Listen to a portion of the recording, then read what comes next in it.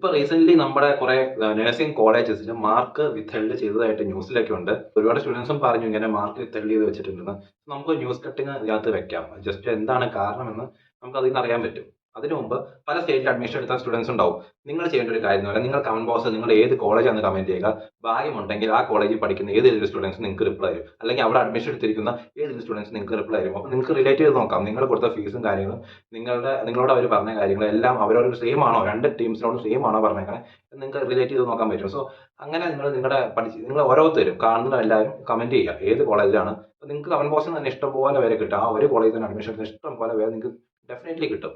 So നിങ്ങൾക്ക് അവിടെ ഒരു കോർഡിനേഷൻ ചെയ്യാം. കോർഡിനേഷൻ ആണ് ഏറ്റവും വലിയൊരു കാര്യം എന്ന് പറയുന്നത്. എൻക്വയറിയും കാര്യങ്ങളായിട്ട് ഇൻസ്റ്റാഗ്രാമിൽ വന്നവർ ഫോളോ ചെയ്തിട്ട് മെസ്സേജ് ഇടുക. അല്ലെങ്കിൽ എനിക്ക് മെസ്സേജ് ലാസ്റ്റ് ഡേ വന്ന് എടുക്കും. പിന്നെ മാക്സിമം ഇൻസ്റ്റാഗ്രാം ഫോളോ ചെയ്യുക. കാര്യം ഞാൻ സ്റ്റോറിയിലും എൻ്റെ ഇൻസ്റ്റാഗ്രാം സ്റ്റോറിയിലൂടെ ഒരുപാട് അപ്ഡേഷൻ കാര്യങ്ങളൊക്കെ ഉണ്ടെങ്കിൽ ഞാൻ അതിലൂടെ പോസ്റ്റ് ചെയ്യുന്നതായിരിക്കും. വ്യൂസിനെക്കാളും കുറവാണ് സബ്സ്ക്രൈബേഴ്സ്. അപ്പോൾ കാണുന്നവരൊക്കെ സബ്സ്ക്രൈബ് ചെയ്ത് പോയി കഴിഞ്ഞാൽ നമുക്ക് ഒരുപാട് നല്ല രീതിയിൽ മുന്നോട്ട് പോകാൻ പറ്റും. അതൊരു മോട്ടിവേഷനാണ് നിങ്ങളുടെ സപ്പോർട്ട് എന്ന് പറയുന്നത്. സോ നമുക്ക് വീഡിയോയിലോട്ട് പോകാം. ഞാൻ ഓൾറെഡി പറഞ്ഞാണ് ഒരുപാട് കോളേജസിലെ ഒരുപാടല്ല, ഇപ്പൊ റീസെന്റ് നമ്മുടെ കേരളത്തിൽ തന്നെ കോളേജിന്റെ ഒരു മാർക്ക് വിത്ത്ഹെൽഡ് ചെയ്തിട്ടുണ്ട്. അതിൻ്റെതായ ന്യൂസും കാര്യങ്ങളൊക്കെ മീഡിയാസിലുണ്ട്. അതിന്റെ ന്യൂസ് കട്ടിംഗ് ആണ് ഈ കാണുന്നത്.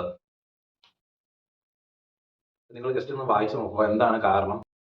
നമുക്ക് ഒരിക്കലും പ്രെഡിക്റ്റ് ചെയ്യാൻ പറ്റുന്നില്ല എന്താണ് കാരണം. ഇത് എഴുതിയിരിക്കുന്നത് മെയിൻ ആയിട്ട് lack of recognition from INC, Indian nursing കൗൺസിലിന്റെ അംഗീകാരം കിട്ടിയിട്ടില്ല. അതുപോലെ തന്നെ നമുക്കറിയാം ആ കോളേജിൽ എക്സാം ചെയ്ത് ഒരുപാട് സ്റ്റുഡൻസ് കഷ്ടപ്പെട്ട് പഠിച്ച് നഴ്സിംഗ് പഠിക്കാത്തവർക്കുള്ള പരിപാടിയല്ല നമുക്കറിയാം. കഷ്ടപ്പെട്ട് പഠിച്ച് എക്സാം ചെയ്ത് ഒരുപാട് സ്റ്റുഡൻസ് ഉണ്ട്.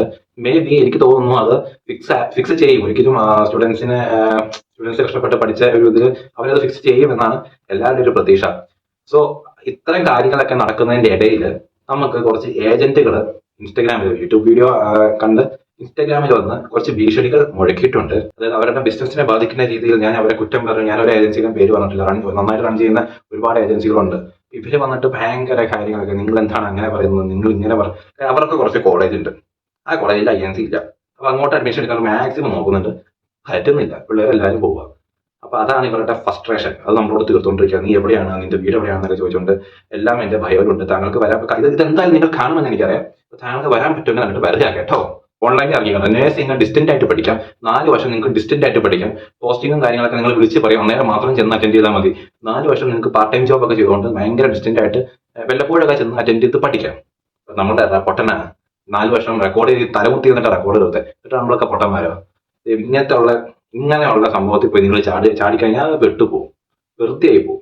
ഉള്ള കാര്യം ഞാൻ പറയാം. ഇപ്പൊ ഓൺലൈനിൽ പുതിയൊരു ഏർപ്പാട് തുടങ്ങിയാണ്. കാരണം നിങ്ങൾക്ക് കാണാൻ പറ്റും.